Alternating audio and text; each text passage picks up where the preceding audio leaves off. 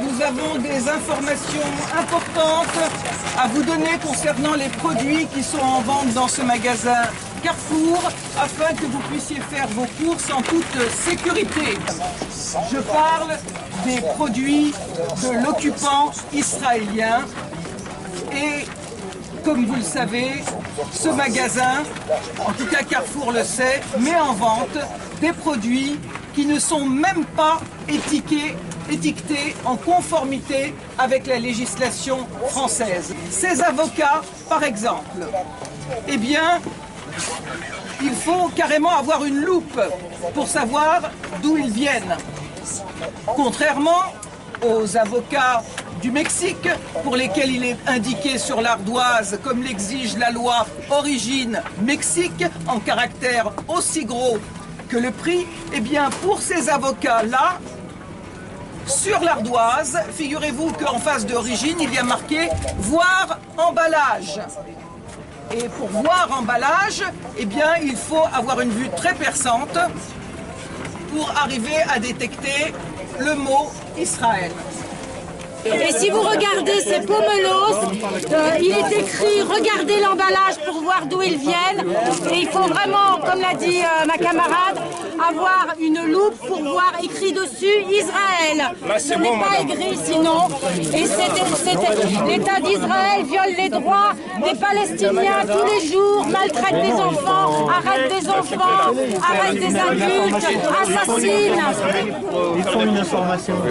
Les Palestiniens n'ont plus la possibilité de cultiver leurs terres dans la vallée du Jourdain.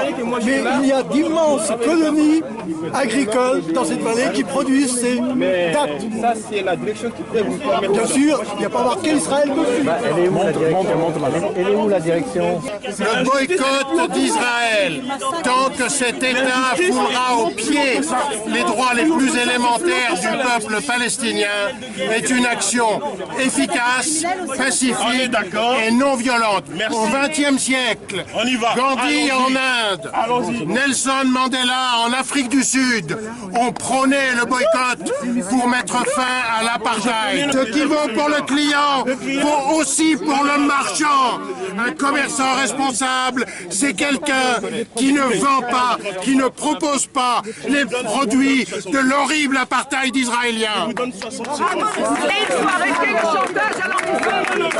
Parce que si nous refusons d'acheter ces produits, ça n'a rien à voir avec la religion. Même si Israël attaque régulièrement l'esplanade des mosquées et la mosquée El-Aqsa pour faire croire qu'au lieu d'un vol de terre, c'est un conflit religieux. Eh bien, il faut que Valls et le CRILF arrêtent de mentir et de faire croire que tous les juifs sont d'accord avec la politique criminelle israélienne. Ils ne sont pas invités sur les plateaux de télé et en plus, ils sont pourchassés ici en France et en Israël par cette fameuse démocratie qui emprisonne les dissidents, les juifs israéliens qui refusent par exemple, comme cette courageuse Tahir Kamener, qui est en ce moment en prison, qui a 19 ans, qui refuse de servir dans l'armée d'occupation. Et aussi, vous avez Ezra Naoui, qui est un Israélien juif qui est en prison à l'heure actuelle en Israël parce qu'il milite dans des associations de défense des droits de l'homme et des droits des Palestiniens